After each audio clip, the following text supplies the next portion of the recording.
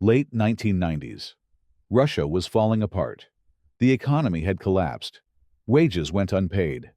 The old empire looked more like a patchwork of private kingdoms.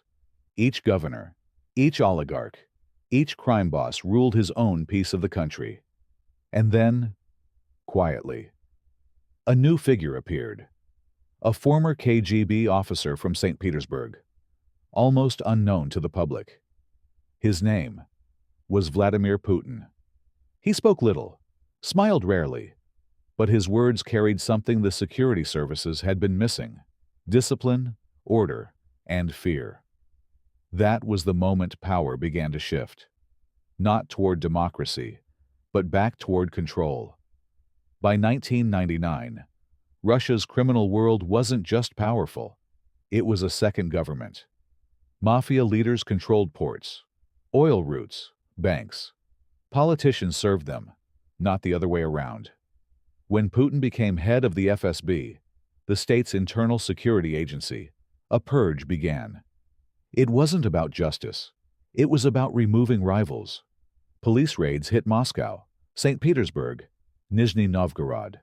Dozens of men vanished overnight. Officially, it was called a fight against organized crime. In reality, it was the transfer of power from the streets to the state. The message was clear. There would be only one predator left: the government. Agents who once sold information to gangsters were now hunting them. Bankers who resisted cooperation found tax inspectors waiting at their doors. Journalists who asked questions lost their papers or their jobs.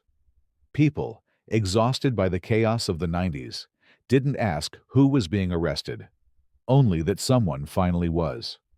Television called it the return of order. On New Year's Eve, 1999, President Yeltsin resigned without warning.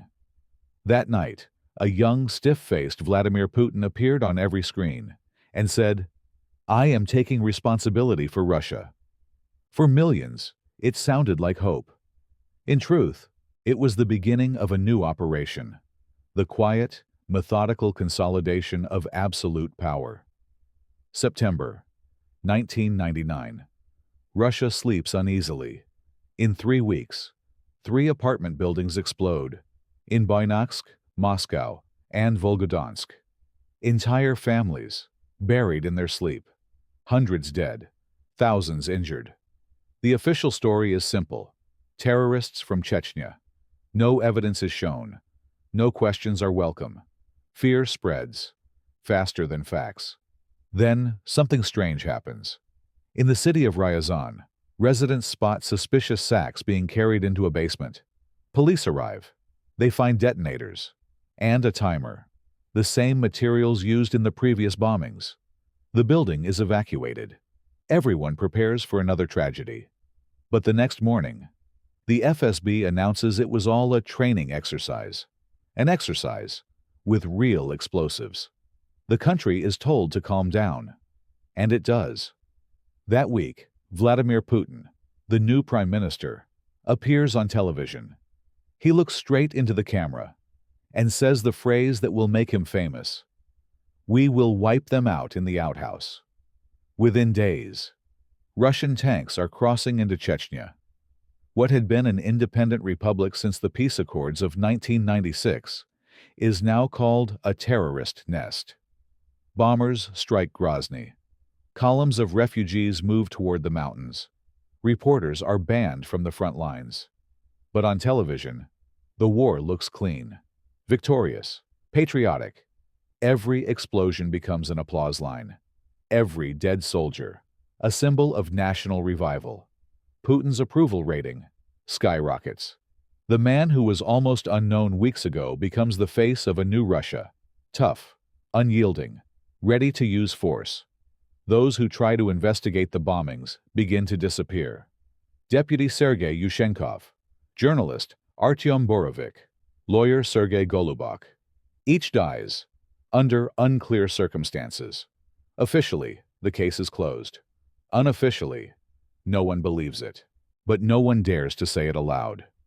In December, Yeltsin resigns. Putin becomes acting president. A few months later, he wins the election. The explosions that destroyed hundreds of lives built the foundation of his power. Fear had returned to Russia, and this time, it was permanent.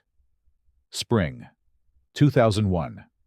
Russia's last independent television network, NTV, is taken over by the state. Armed guards from Gazprom Media enter the Moscow office. Journalists are told to pack up and leave. The newsroom is silent. Only the sound of cameras, recording their own shutdown.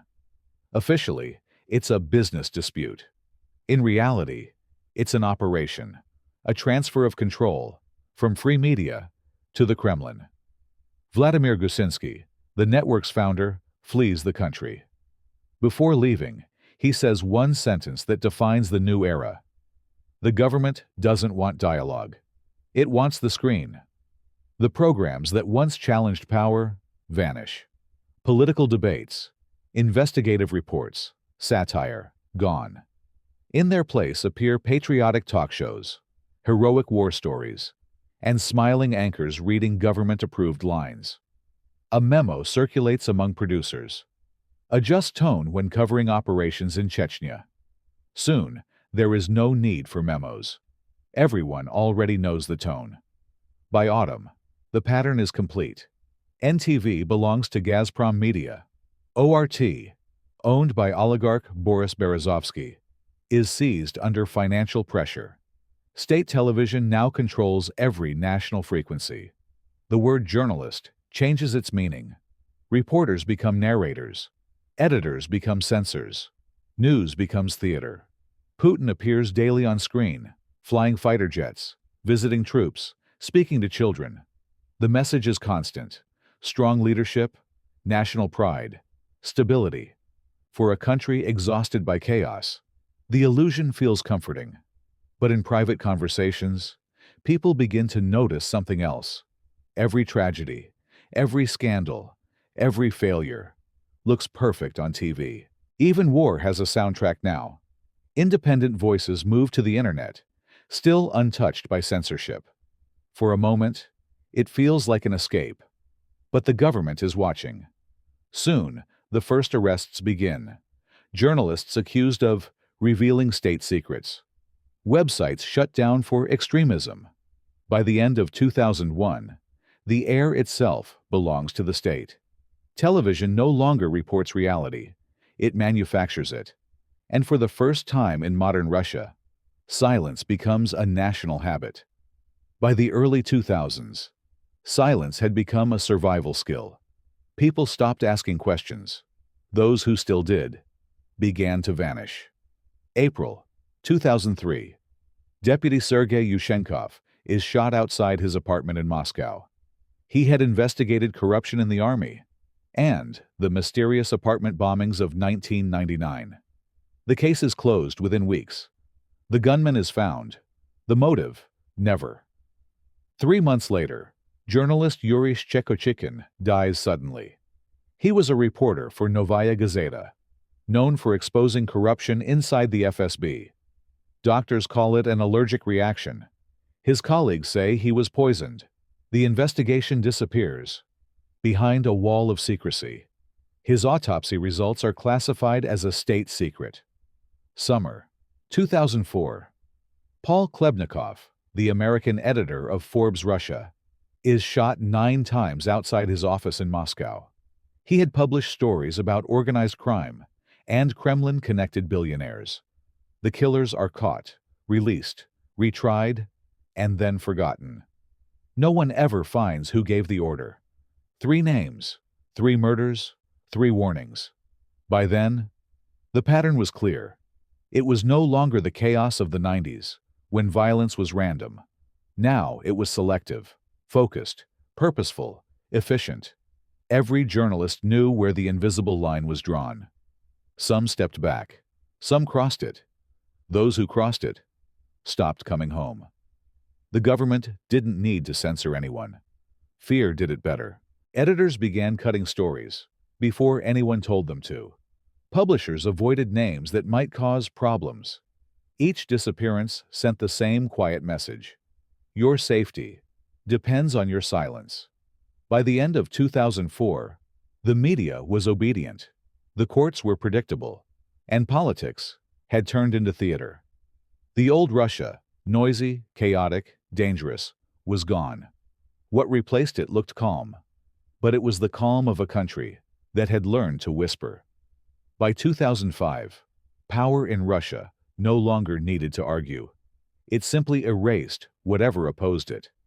What used to be scandal became routine, and the people who once documented corruption and war began to die. Anna Politkovskaya was one of them. A journalist for Novaya Gazeta, she reported from Chechnya when few dared to go. She wrote about torture, kidnappings, and civilians who vanished after security operations. Her words crossed every red line the Kremlin had drawn. On October 7, 2006, Putin's birthday, she was shot in the elevator of her apartment building. 5 bullets, one in the head. The hitmen were caught years later, but the person who ordered her killing was never named. Officials called it a provocation against Russia. Her colleagues called it what it was, a message. That same autumn, another message was sent, this time abroad. Alexander Litvinenko, a former FSB officer who fled to London. He had accused the Russian leadership of corruption and state terror. In November 2006, he met with 2 men from Moscow at a hotel. Days later, he was dying in a hospital, his body poisoned with polonium-210, a rare radioactive isotope. British investigators identified the assassins and traced the substance back to Russia.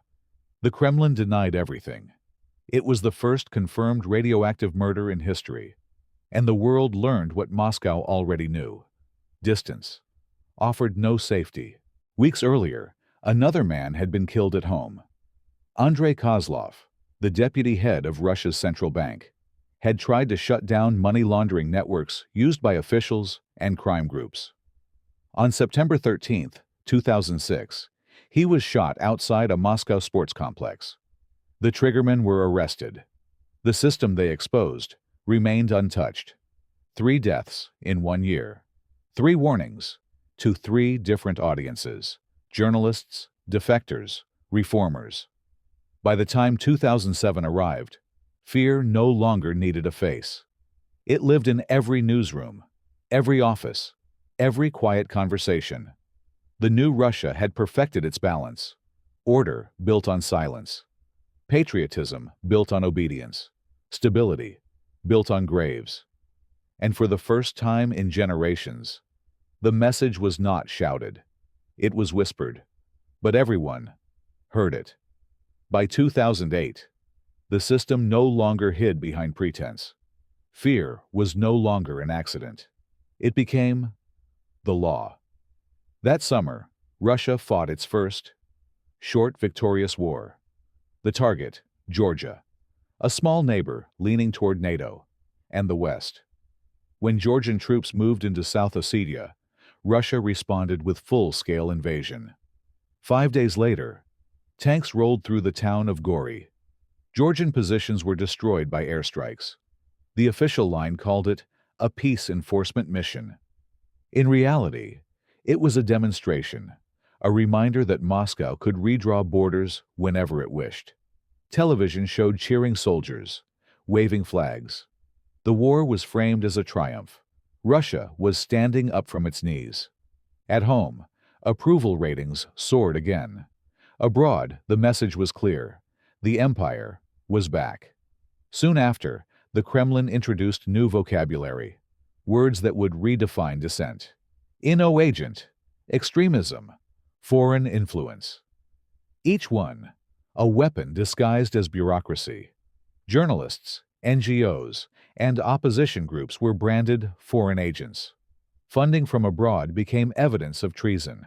Even speaking with Western media was called cooperation with hostile structures. In 2008, Dmitry Medvedev was made president. Putin moved to the role of prime minister. For a moment, the West believed in modernization. Inside Russia, No one doubted who remained in charge. The so-called tandem was just a mask, a legal rotation of power within one circle.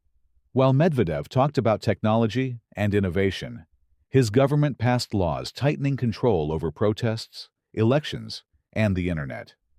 Every public space, digital or physical, became a monitored zone. By 2011, the silence had grown comfortable. People no longer needed to be told what not to say. They already knew. But something was shifting.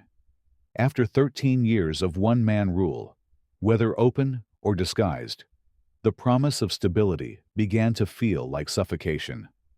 That winter, during parliamentary elections, videos of ballot stuffing spread online. For the first time in years, thousands gathered in Moscow to protest. Snow, banners, disbelief.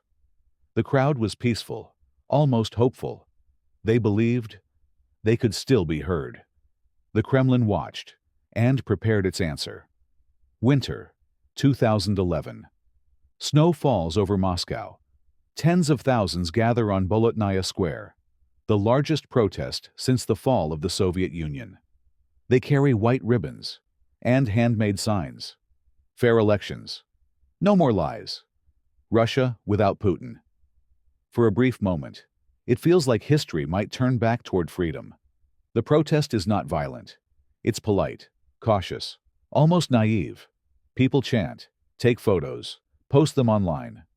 For the first time in years, the streets speak louder than the screen. But behind the walls of the Kremlin, no one is surprised. They have been watching. The cameras on rooftops are not for the news. They're for identification. Faces are recorded. Names logged. Dossiers created. In March 2012, Vladimir Putin returns to the presidency. The same day, riot police clear the square. Batons, shields, tear gas, dozens arrested, hundreds beaten. Television calls it an attempted coup. State prosecutors call it a mass riot. History will call it the end of illusions. The so-called Bolotnaya case becomes the new language of punishment. More than 30 people are charged: students, artists, engineers, teachers. Their trials are quiet, methodical, endless. Each sentence, a warning to everyone watching. Putin calls the protests a reaction of spoiled middle-class citizens. His spokesman blames the West. The narrative clicks into place. Russia under siege. Stability under attack. That year, new laws pass at record speed. Every NGO that receives a foreign grant must register as a foreign agent. Social networks are forced to store user data for the security services. Public gatherings require official approval. Freedom of speech is no longer forbidden. It's simply priced out of reach. By the end of 2012, Moscow feels quieter than ever. The city that once shouted now whispers. Opposition leaders leave the country. Independent journalists shut down their offices. The word hope becomes a private thought. Someone at the last protest holds a sign that says, "We'll be back." They will, but not to protest. They'll return to a country already preparing for war. 2014. The news looks like a victory parade. Flags, crowds, marching bands, and one word repeated again and again: reunification. But what Russia called reunification, the world called what it was: annexation. It began in Kyiv. Students and workers filled Independence Square, the Maidan, demanding a European future. They wanted law, not corruption; freedom, not fear. When police opened fire, the president, backed by Moscow, fled. For the Kremlin, it was more than a revolution. It was betrayal, the loss of control over a land it still saw as its own. In February, armed men in unmarked uniforms appeared across Crimea. They had modern weapons, Russian accents, and orders to stay silent. Moscow claimed they were local defense groups. Everyone knew better. Within weeks, a referendum was held, under the watch of soldiers with automatic rifles. The result: 96% in favor of joining Russia. Putin signed the papers on live television. The crowd in Red Square cheered. The empire had returned, at least on screen. Sanctions followed. The ruble collapsed. But none of it mattered. The president's approval soared above 80%. Every hardship became proof of greatness. The country entered a new phase, isolation disguised as pride. Soon after, war erupted in eastern Ukraine, Donetsk, Luhansk, the Donbas. Moscow called it a civil conflict. In reality, it was Russia's war, without uniforms. Soldiers on vacation, weapons found in mines, convoys that lost their way. Then came the sky. July 17, 2014. A Malaysian Airlines passenger jet, flight MH17, is shot down. 298 people die. Investigators trace the missile system to a Russian unit. Moscow denies everything. It always does. The line between truth and propaganda disappears. Television no longer reports events. It invents them. The word fascist is applied to anyone who disagrees. Fear becomes patriotism. War becomes identity. By the end of that year, Russia stands alone, strong, proud, and trapped. The same fear that once built Putin's power now defines the nation itself. It no longer needs bombs or prisons to exist. It lives in people's eyes, in their silence, in their need to believe that everything, even war, is for their own protection. By the end of the 2010s, Russia was no longer a country. It was a system, a living organism built on loyalty, fear, and myth. Its leader no longer needed elections to rule. He needed enemies. And when there weren't enough abroad, he found them at home. Independent media were labeled traitors. Historians were called extremists. Ordinary people went to prison for a post, a joke, a thought. Each arrest wasn't about punishment. It was about participation. Every citizen was made to play their part in the ritual of fear. The state no longer had to convince anyone of its greatness. It only had to remind them of its power. And in a land where truth itself became dangerous, silence turned into survival. The same machinery that had once crushed gangsters, oligarchs, and rival politicians now began to consume its own creators. Governors, ministers, generals, one by one, they vanished into the same system they helped build. The beast devoured its masters. From the outside, it looked like stability. From within, it was decay, an empire held together by propaganda and the fear of collapse. And yet, as every empire learns, fear has an expiration date. Because fear doesn't inspire. It only delays the inevitable. When the time comes, and it always does, no one defends a throne built on silence.